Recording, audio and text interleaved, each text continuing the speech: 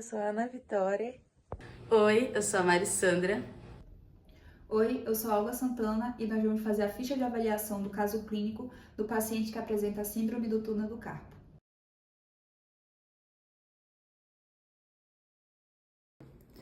Na avaliação de palpação, existem alguns fatores importantes a serem avaliados nesse momento.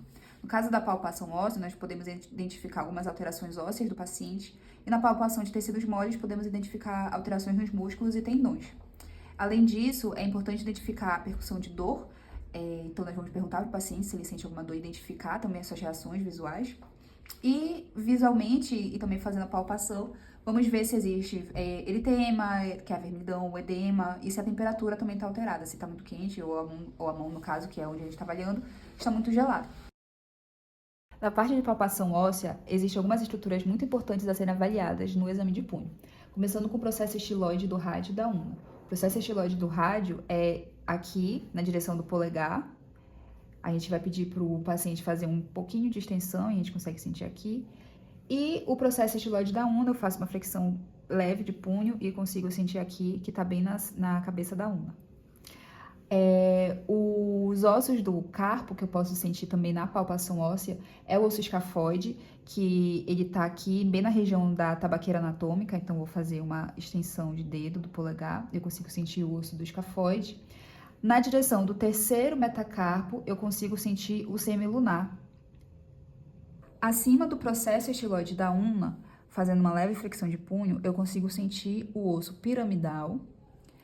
Acima um pouco também do osso escafoide, lá na tabaqueira anatômica, eu consigo sentir o osso trapézio, nessa região aqui. E virando a mão para a região palmar, acima também do processo estiloide da ulna, eu consigo sentir o osso pisiforme. Na direção do terceiro metacarpo, um pouco acima do osso semilunar, nós vamos ter o osso capitato. E um pouco além do osso pisiforme, a gente vai ter o osso amato. A gente também consegue sentir os metacarpos da mão, tanto na região palmar quanto na região dorsal. As falanges proximais, médias e distais dos ossos. No caso do polegar, ele só tem falanges proximais e distais. Na palpação de tecidos moles, no caso dos músculos, nessa região anterior do antebraço, a gente consegue fazer a palpação do músculo pronador redondo, fazendo flexão do punho com o punho fechado. Então, ele é bem lateral, o pronador redondo. A palpação do flexor radial do carpo e um pouco mais medial, o palmar longo. E nessa parte bem medial aqui do braço, a gente tem o flexor ulnar do carpo. No caso do flexor longo do polegar, que é bem mais lateral, a gente pede para o paciente fazer o movimento do polegar repetidas vezes, né, para a gente poder sentir, porque ele é um músculo mais profundo. Então, a gente vai palpando aqui e consegue sentir o movimento do músculo. No caso do músculo braquiorradial, a gente pede para o paciente estar nessa posição, com o cotovelo um pouco fletido, o punho fechado. Eu vou realizar uma força contrária, enquanto ele vai tentar fazer a flexão do cotovelo. Pode fazer. E aí, a gente sente o músculo saltando aqui, a parte proximal do músculo, o corpo e a parte distal do músculo braquiorradial. No caso do extensor radial longo do carpo, a parte proximal dele está 3 dedos abaixo do músculo braquiorradial. Então, a gente encontra o braquiorradial 3 dedos abaixo, nessa região do cotovelo, a gente tem o extensor longo do carpo, parte proximal. A parte distal dele, ele está na base do segundo metacarpo. Então, a gente encontra o segundo metacarpo, na base dele a gente consegue palpar o músculo. Em seguida, a gente também consegue ver o extensor radial curto do carpo. A parte distal dele está na base do terceiro metacarpo, medialmente o tendão do músculo extensor radial longo do carpo. Então, nessa região aqui, a gente consegue sentir o radial curto do carpo. O extensor dos dedos está lateral ao flexor ulnar do carpo e medial ao extensor ulnar do carpo. Então, ele se encontra nessa região aqui, o flexor ulnar do carpo aqui e o extensor ulnar do carpo nessa região aqui. O músculo extensor do dedo mínimo, ele se encontra, a gente consegue palpar quando o paciente faz esse movimento aqui de extensão, então a gente consegue sentir o tendão relacionado a ele. E o abdutor longo do polegar e extensor curto do polegar, eles estão posicionados lado a lado, né? O abdutor longo do polegar, ele tá lateral e anterior ao extensor curto, então nessa parte mais lateral aqui. E o extensor curto do polegar, ele tá na parte mais anterior, no limite da tabaqueira anatômica. Na palpação do flexor superficial dos dedos, eu vou segurar do segundo ao quinto dedo, fazendo uma resistência contrária à flexão, né, da mão. E aí, eu vou segurar medialmente ao palmar longo, e aí pode fazer a força. Eu vou sentir aqui o músculo flexor superficial dos dedos. A goniometria da articulação do punho ocorre no plano sagital, eixo lateral-lateral, nas articulações radiocárpicas e intercárpicas. A posição ideal do paciente é ele pode ficar sentado ou em pé, o cotovelo fletido em aproximadamente 90 graus, né? O braço em pronação, e os dedos eles vão ficar estendidos quando for realizado o movimento de flexão. O braço fixo do goniômetro ele vai ficar sobre a face medial da ulna, o braço móvel vai seguir o quinto dedo da mão, né? O quinto dedo metacarpal, e o eixo do goniômetro vai ficar na superfície medial do punho. Então, essa é a posição no goniômetro. E aí, o paciente pode fazer a flexão, isso. Eu acompanho o movimento. 70 graus de flexão, o eixo de normalidade é de 0 a 90 graus. Então, ela está na normalidade da flexão. O movimento de extensão do punho ocorre no plano sagital, no eixo látero-lateral, né? E para fazer a avaliação de goniometria, o paciente pode estar sentado em pé, com o cotovelo fletido em aproximadamente 90 graus, né? E o braço estendido em pronação e os dedos também estendidos para poder fazer a avaliação. A posição do goniômetro, né? O eixo ele vai estar em 180 graus. O eixo em 180 graus. O braço móvel vai estar colocado sobre a face medial da ulna e o braço fixo sobre a superfície medial do quinto metacarpo. O eixo ele vai estar na superfície medial do punho, dessa forma aqui. E aí eu vou pedir para o paciente pode fazer a extensão. Eu acompanho o quinto dedo e faço a medição de graus. 1, 2, 3, 4, 5, 6, 70 graus, que é justamente o grau de normalidade. O movimento de desvio radial do punho, ele vai acontecer no plano coronal, eixo antero-posterior. E a avaliação de goniometria, a gente vai colocar o goniômetro em 180 graus. O braço fixo, ele vai estar na região posterior do antebraço, vai apontando para o epicôndilo lateral. E o braço móvel do goniômetro, ele vai ser colocado na superfície dorsal, acompanhando o terceiro dedo metacarpal. O eixo vai estar sobre a articulação radiocarpal. O movimento, né, a gente pede para fazer a abdução, no caso do desvio radial, pode fazer. Acompanha o movimento e a gente vê o valor. 1, 2, 3. 30 graus, o grau de normalidade é 20 graus, então ela está um pouco acima do grau de normalidade. No desvio ulnar, que vai ocorrer no mesmo plano e no mesmo eixo, o goniômetro também vai estar posicionado na mesma posição que o desvio radial, e a gente pede para o paciente fazer a adução do punho, pode fazer. A gente acompanha o movimento, faz a medição, 1, 2, 3, 4, deu mais ou menos 45 graus, que é justamente o grau de normalidade. O movimento de pronação e supinação do antebraço, ele vai ocorrer no plano transverso, eixo longitudinal. Então, ele vai fazer esse movimento de prono ou supinação. E para o teste de goniometria, o paciente ele pode estar sentado ou em pé, o cotovelo fletido em 90 graus, o braço perto do corpo, né? E o antebraço vai estar em posição neutra para fazer o início da avaliação. O braço e o paciente tem que segurar um lápis ou uma caneta. O braço fixo do goniômetro, para o teste de pronação, ele vai estar na superfície dorsal dos metacarpais, paralelo ao eixo longitudinal do húmero. O braço móvel, ele vai estar acompanhando paralelamente o eixo do lápis, né, ou do polegar, que tem que estar abduzido. E o eixo, ele vai estar nas articulações metacarpofalângicas do dedo médio. Então, eu posiciono meu goniômetro em 90 graus e peço para o paciente fazer a pronação, pode fazer. Se for necessário, eu reposiciono o eixo, faço o movimento para acompanhar e eu faço a contagem. No caso, 1, 2, 3, 4, 5, 6, 7, 8, 90 graus, que é exatamente o grau de normalidade. Para o teste de supinação, eu vou reposicionar o goniômetro, assim, só mudar de lado para poder melhorar o posicionamento, mas o paciente e o goniômetro vão estar na mesma posição. E aí eu peço para ele fazer a supinação, pode ir. Se for necessário novamente reposicionar o eixo, fazer o acompanhamento, fazer o teste, 1, 2, 3, 4, 5, 6, 7, 80 graus.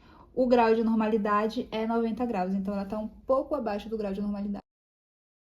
No teste de força muscular manual, o examinador vai aplicar notas de acordo com a resposta que o paciente vai dar para aquela avaliação.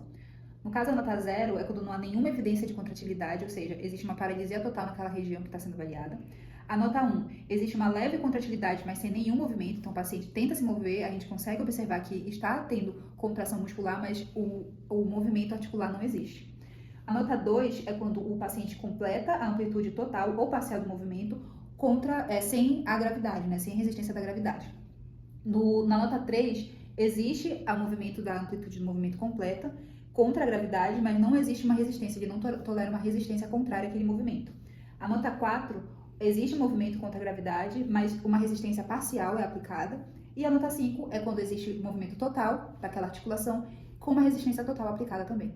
No caso do teste de força muscular para o punho, né, nesse primeiro movimento que o paciente vai fazer, que é a flexão, o braço precisa estar supinado nessa posição, o punho em uma leve extensão, no caso uma extensão neutra, e ele vai tentar realizar a flexão contra a gravidade e contra a resistência que o avaliador, no caso, né, o fisioterapeuta vai estar fazendo. Então, eu vou fazer uma resistência para a extensão e ele vai fazer a força para a flexão.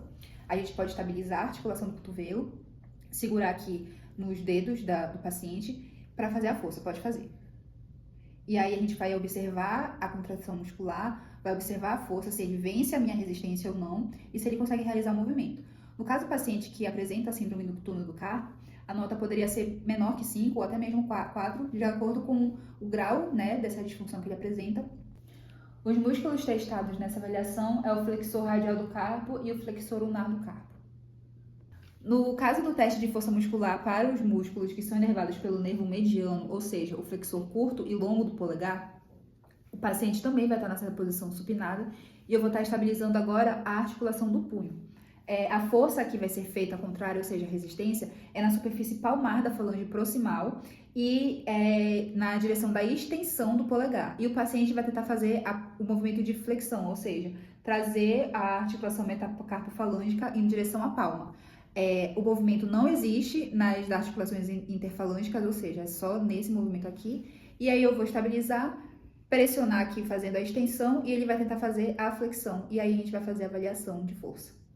No caso do flexor longo do polegar, a gente vai estar estabilizando agora a articulação metacarpofalângica, né, nessa posição aqui da mão, para ele não movimentar. Ele só vai movimentar agora, né, no caso da paciente, só vai movimentar a articulação interfalângica. Então, eu pressiono aqui, estabilizando essa articulação e vou fazer justamente esse movimento de extensão. A posição inicial é uma flexão, uma leve flexão aqui, uma posição neutra. Então, eu vou empurrar para a extensão enquanto o paciente faz a flexão da articulação interfalângica. E aí, a gente avalia o teste de força muscular. No teste de extensão de punho, os músculos testados eles vão ser o radial longo e curto do carpo e o extensor ulnar do carpo, tá? O paciente vai estar aqui nessa posição, no caso agora o braço vai estar pronado e apoiado. Eu vou estar estabilizando a articulação do cotovelo e vou estar fazendo uma força contrária, ou seja, para a flexão, enquanto ele vai tentar fazer a extensão do punho. A posição da minha mão e da pressão é na face dorsal da mão aqui nessa região. Então, eu posso pedir, pode fazer a força e aí a gente vai testar a força muscular do paciente. No desvio radial, ou seja, na abdução do punho, os músculos testados são o flexor radial do carpo e o extensor radial longo do carpo. Então, a posição aqui, o braço está em posição neutra, o punho cerrado, eu vou estar fazendo uma força para o desvio ulnar, enquanto o paciente tenta fazer o desvio radial, ou seja, levar o punho para cima, né, em direção ao polegar.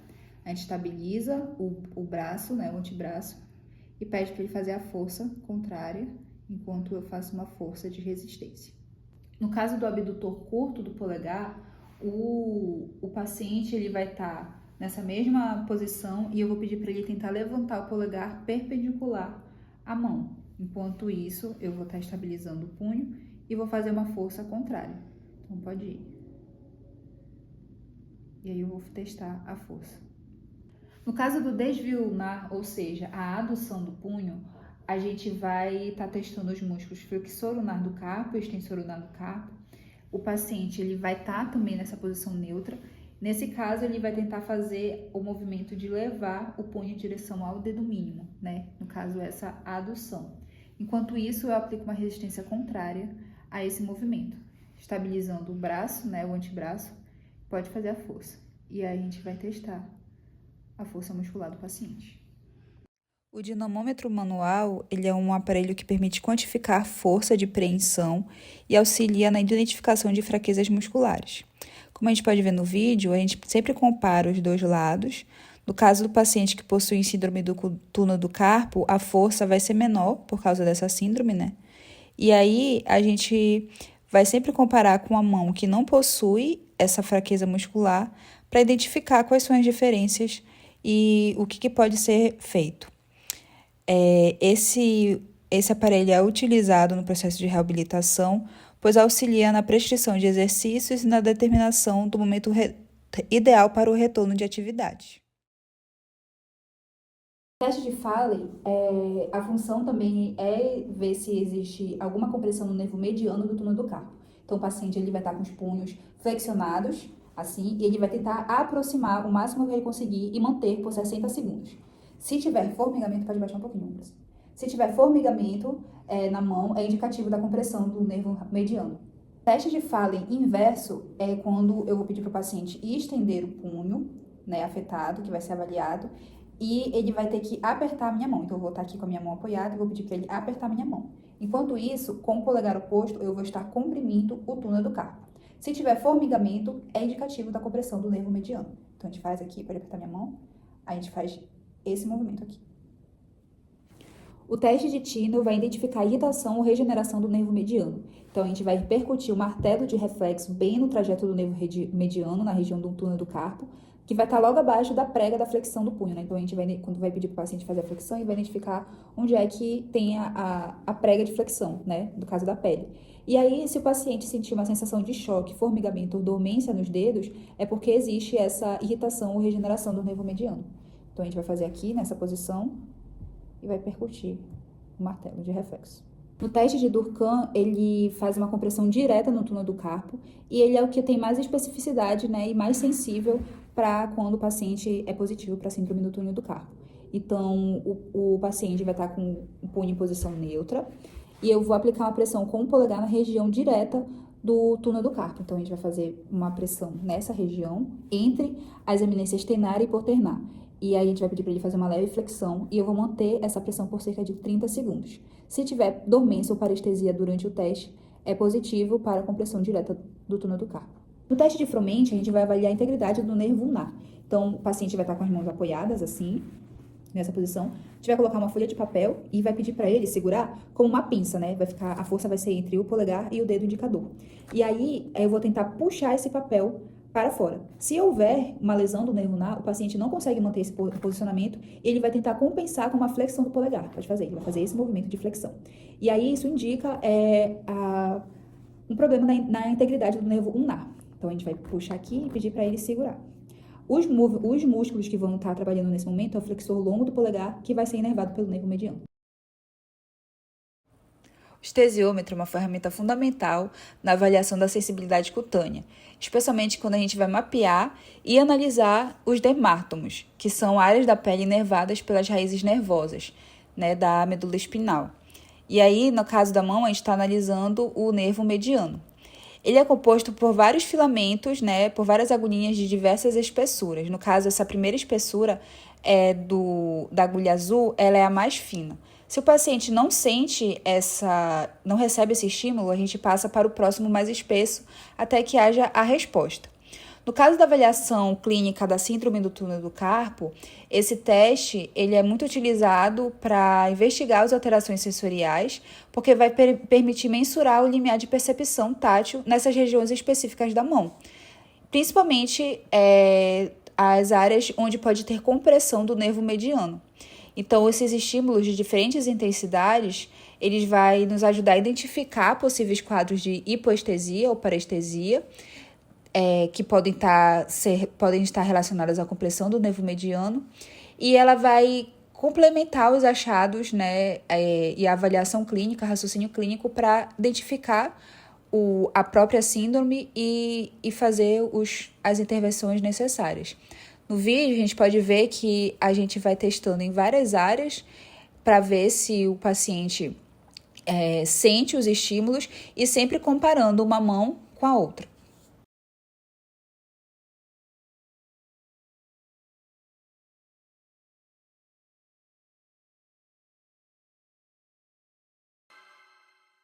Para avaliação do reflexo tendinoso braquiorradial, o paciente tem que estar com o braço relaxado e o cotovelo, o antebraço ligeiramente fletido. Esse teste ele vai avaliar a função do nervo radial e os segmentos C5 e C6 da medula espinhal.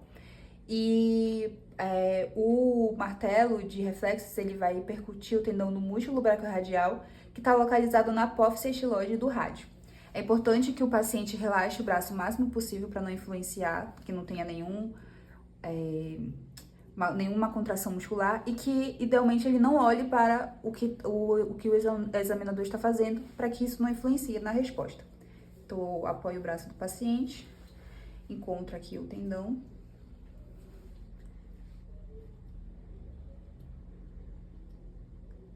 Aqui eu já vejo que teve uma leve resposta. O ideal é que ocorra uma leve movimentação do punho, mas na maioria das vezes somente o polegar que mexe. Na avaliação de punho também é muito interessante avaliarmos os reflexos, né, do membro para entender se existe alguma disfunção que esteja relacionada aos nervos que vão inervar aquele membro, no caso o braço, né? Então a gente vai primeiro avaliar o reflexo braquial. É importante que o paciente esteja com o cotovelo semiflexionado, apoiado aqui, mas sempre dando liberdade para que ocorra o movimento livremente, né? Outra solicitação é que o paciente não olhe para o que está sendo feito, para que ele não seja influenciado a realizar um movimento que não seja do reflexo, né, propriamente. Então a gente posiciona aqui, encontra o tendão.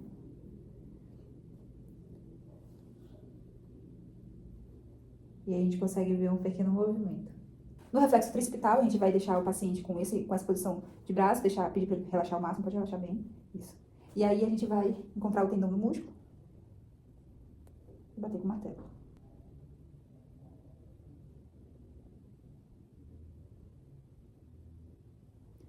A gente vê que tem um pequeno movimento, que é o reflexo normal.